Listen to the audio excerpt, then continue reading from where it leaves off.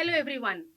Now, today we have gathered here in order to discuss about Central Asia. This topic is not much discussed, it is not much debated because more than this topic, we always talk about the India US relationships, India China relationships, India Russia relationships, but we barely give consideration to this particular topic, India and Central Asia relationships.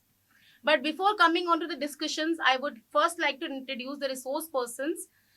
The first resource person we have is Professor Dr. Rakesh Khurana. He is advisor, very group of institutions. He is former pro vice chancellor, IGNOU University, and vice chancellor of two private universities. Along with Professor Dr. Rakesh Khurana sir, we have Professor Sadanand sir. He is editor Veer Arjun newspaper and has many decades of experience. In addition, I would also like to introduce myself. I am Dr. Franka Muria and I'm associate professor in Mary Group of Institutions. So let's begin the topic with the discussion on Central Asia. Would you like to Now, ask a question? the first question that arises, as far as Central Asia is concerned, the first question that arises is, what are the countries which are involved in Central Asia? So the answer is, how can we describe the countries in the Central Asia? The countries are Kyrgyzstan, Kazakhstan, Uzbekistan, Tajikistan, and Turkmenistan. These are the major countries which are involved in Central Asia. Not involved. They comprise Central Asia. And for the Indian audiences, though it should have been obvious, but when I've checked it, it seems it's not. That they all stop with stans. Stans. Now, what is stan, by the way? Why should stan be there? It is stan.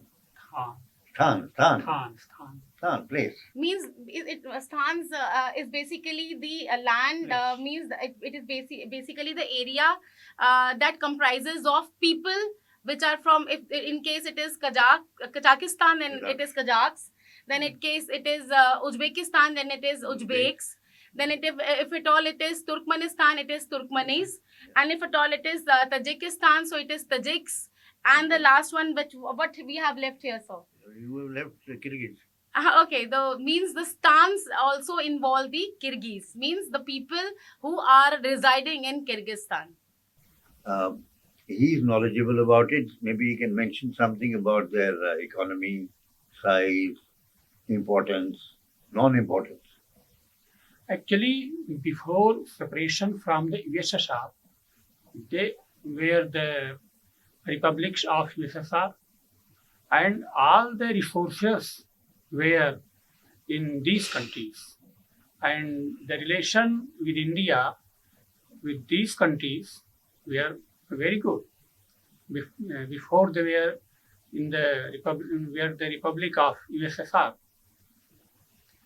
mines, natural gas, and these and medicines were the part of business of with these countries.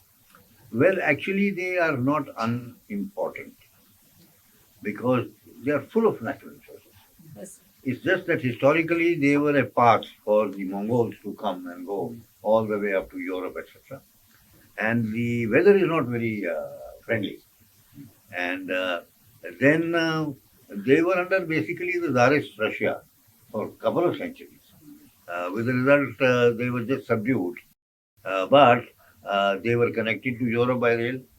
Now China has, under the BRI, connected them with rail all the way from China to Russia on one hand and then to the Europe and so on. So telling about their GDP and all that being very small, I always have a question that if you divide the GDP of a country which is basically self-sufficient and does not transact too much outside, so to divide their output by dollars is misleading because normally this dollar is inflated and so on. But they have a very decent life, middle income growth, and resources which are difficult to tap. That is why they have not been tapped.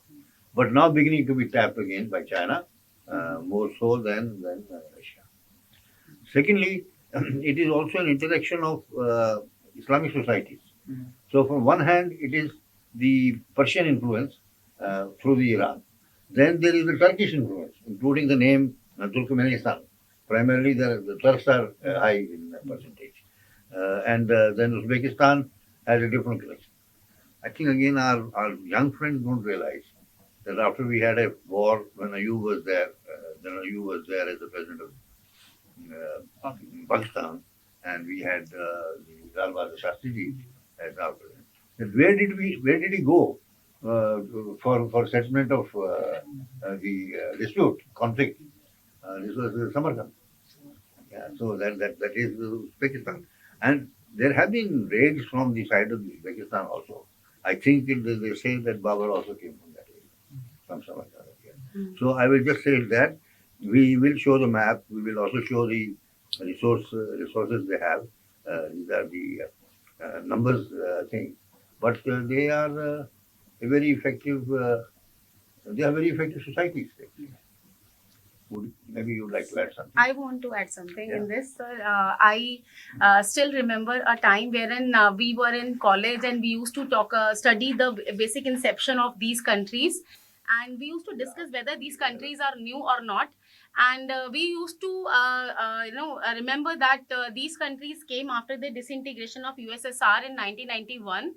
And we used among our friends also, and among with our teachers also, we used to discuss that there was a person whose name was Mikhail Gorbachev, and he was the main person who was a communist, and he was the main person who was responsible for enforcing and ensuring the inception of these countries.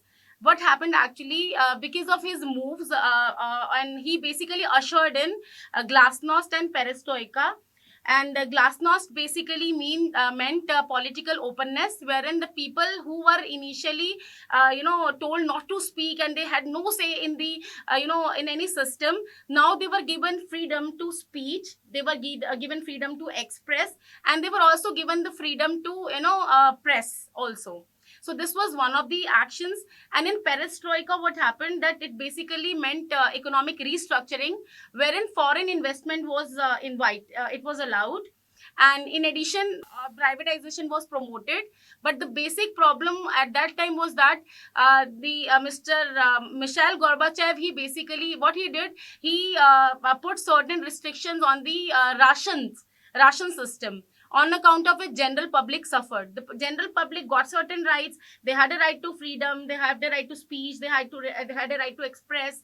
Now they had a right to vote also. These things were positive, but and in addition, certain things were positive, means involving foreign direct investment, privatization of the economies. All these things were better, but putting a limit on the rationing, that was something which was retaliated by many people at that time. So this led to massive retaliation among the masses, and this actually led to the disintegration of USSR, and ultimately these countries came into picture. But still, these economies are still striving hard in order to ensure their existence. They are still, although they are pretty good at natural resources, they have gas resources, they are good in coal, they have abundance of coal, natural gas, they have good energy resources, gold, zinc, uranium, And chlorine. from their looks, I think they get plenty of food also. True, sir. They are quite Yes. stocky people. Of course. So when we talk about Professor Hexter Olin's factor endowment theory, this is something which is in lines with this, because it has factor endowments with them. Now what India thinks, that it should have a trade relationship, because there are some resources in which Indian economy has abundance, like pharmaceuticals are there. Then if we talk about softwares, hardwares, Not IT just that. related. Not just that. Yes, I sir. think Mr. Pandey will spend a few more minutes on this. But India has had a measured strategy. After 99, they created certain conditions Yes, sir. of bringing them closer. Yes, And there are programs which are there. I Yes, just sir. want to mention a story, sir. Okay, sir. That time I was a political analyst in US Embassy, Okay. and our ambassador those days was William Clark Jr.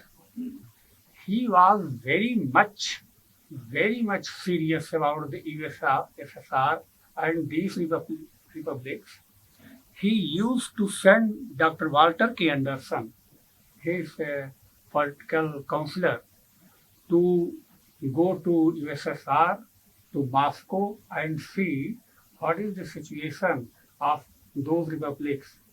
It means USA was very serious, and USA was thinking how to break these republics. And just The other side of the equation is that they wanted to capture the natural resources. yes, yes. Yes, yes. And second thing, Professor Khunana, I just want to how important is Central Asia in relation to India? See, sir, that depends on your doctrine and your strategy, your vision also. And it starts with what do you teach about different countries? I'm sorry, about Central Asia, 99.9% students don't even know what it True. is. True. Sir. Right. True. They don't know the language, they don't know anything. Now, if you ask them to look at the statistics of how many Russians and even Ukrainians have gone to Central Asia after their study, it's millions of people. Why would millions of Russians and Ukrainians go to Central Asia? Because these are normally IT people and so on, professionals and all that, because there are opportunities available, right? So, Indians are famous also of reaching wherever in the world Yes, where sir. the opportunities are there. It's just that the knowledge is not there. I am aware only of Jammu and Kashmir, not Jammu and Kashmir, Kashmir University only, which has a department of Central Asian Studies and a little bit unit in the Jawaharlal Nehru University, and that's about it. Nobody else studies Central Asia at all, right? So it's because of lack of knowledge. And you'll be surprised, there's a friend of mine who also fought an election previous time, Mahmood. His wife has opened an Indian restaurant, Kolan Bator, and there are very well off people here also. So they've gone to Mongolia, Kolan Bator, and to open the. So Mongolia is the only one that gets left out. So normally we consider 5+1, Yes, sir. right? Yes, sir. Because it's all one belt, Hmm. and now the infrastructure built by the Chinese is coming via Mongolia, and the pipelines are going to that.